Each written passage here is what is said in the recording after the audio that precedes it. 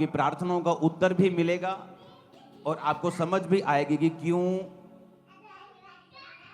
शैतान ये काम आपकी लाइफ में करता रहा और कैसे आपने छुटकारा पाना था और उसकी वजह से क्या आपकी लाइफ में हुआ और कैसे आप बच सकते हैं।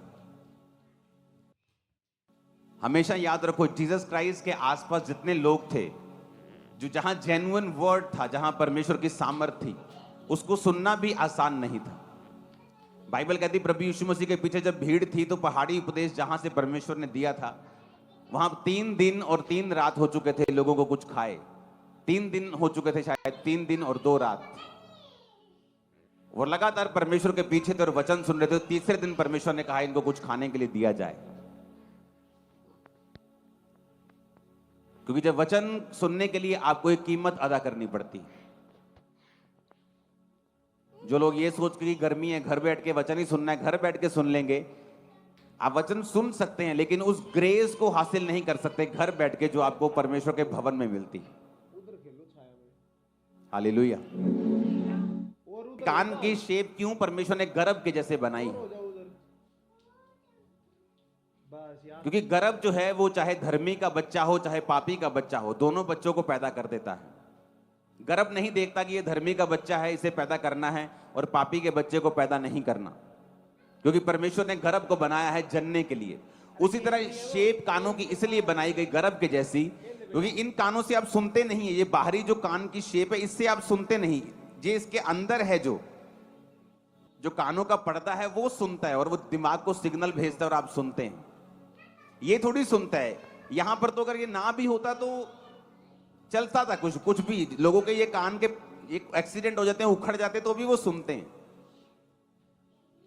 पहलवानों के कान पे लग लग के यहां पे मोटा सा गुब्बड़ सा हो जाता है, वो भी सुनते हैं। तो इससे आप सुनते नहीं हो। ये तो परमेश्वर ने आपको एक निशानी दी है कान को गर्भ के रूप में बना के, कि जो कुछ तुम सुनोगे अच्छा या बुरा, उसका फल तुम्हारी जिंदगी में जरूर आएगा।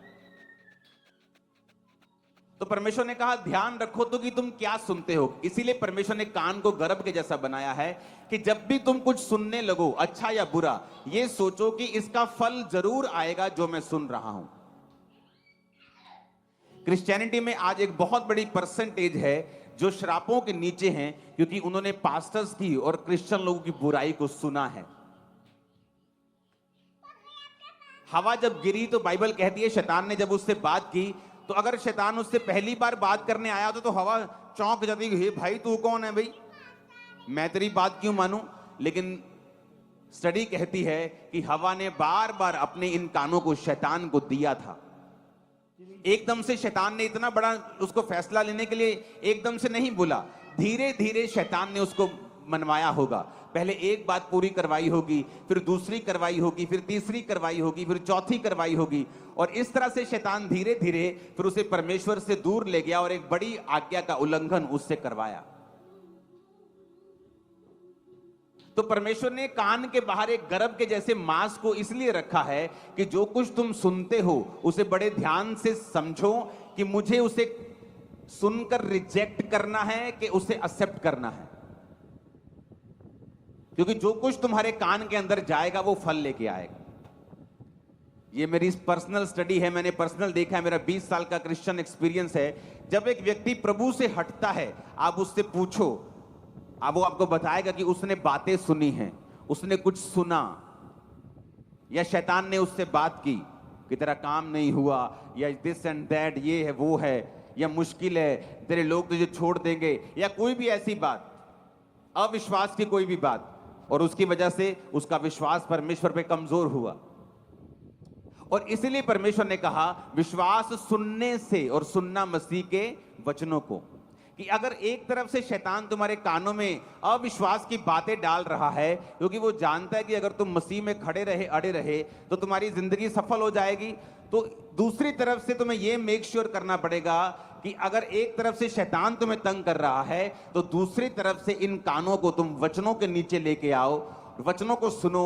संडे थर्सडे जब भी वचन मिलता है उसे सुनो और उसे मानो। अच्छे लोगों की संगति करो, वो लोगों की संगति करो जिनके साथ बैठने के 5 मिनट, 10 मिनट, आधे घंटे के बाद तुम्हारा विश्वास बढ़ा हुआ हो, कम ना हुआ हो। तो ये तुमने देखना है, क्योंकि जो तुम्हारे कानों के इस गर्भ के अंदर जाएगा वो फलों को लेके आएगा। बहुत सारे लोग ये बोलते हैं कि हमें व्यभिचार के अटैक होते हैं।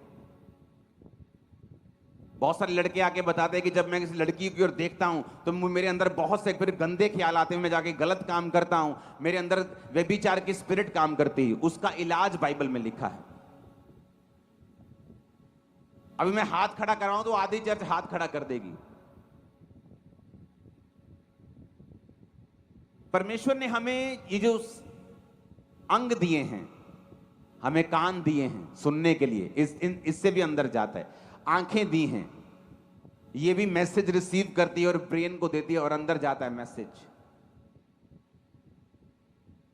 अगर आपके कान आपके वश में हो जाएं और दूसरा आपकी आंखें अगर आपके वश में हो जाएं, आप बड़ा हिस्सा मसीह जीवन को अपने वश में कर लोगे आप और सफल हो जाओगे। मत्ती 6 उसकी 22 और 23 आयत, दूसरा पतरस 2 उसकी 14 आयत, व्यवस्था विवरण 4 उसकी 15 से 19 आयत, उत्पत्ति 13 उसकी 14 से 18 आयत, दूसरा राजा 6 उसकी 15 से 17 आयत,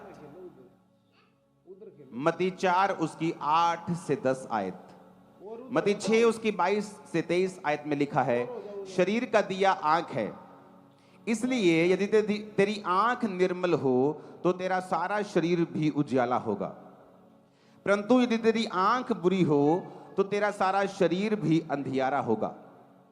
इस कारण वह उजाला जो तुझ में है यदि अंधकार हो तो वह अंधकार कैसा बड़ा होगा। मत्ती 4 उसकी 8 से 10 आयत में लिखा है कि जब शैतान प्रभु यीशु मसीह को भरमाने के लिए आया, फिर इब्लीस उसे एक ऊंचे पहाड़ पर ले गया और सारे जगत के राज्य और उसका वैभव दिखाकर, सब बोलो दिखाकर। 8 आयत को फिर से पढ़ेंगे, इंग्लिश में लिखा है शोथ, यानी उसे शो किया उसने, जीसस क्राइस्ट को दिखाया। शैतान ने अपने राज्य जीसस क्राइस्ट को दिखाए। शैतान को मालूम है कि परमेश्वर ने आपकी आंखों को कैसे बनाया, कानों की वैल्यू क्या है, शब्दों की वैल्यू क्या है। शैतान को यह बात मालूम है, इसलिए परमेश्वर ने आपको निशानियां दी हैं। उसने कान को गर्भ के जैसा बनाया है, निशानी है कि जो तुम सुनोगे वो फल लाएगा, अच्छा बुरा ये तुम्हारे ऊपर निर्भर है, परमेश्वर के ऊपर नहीं।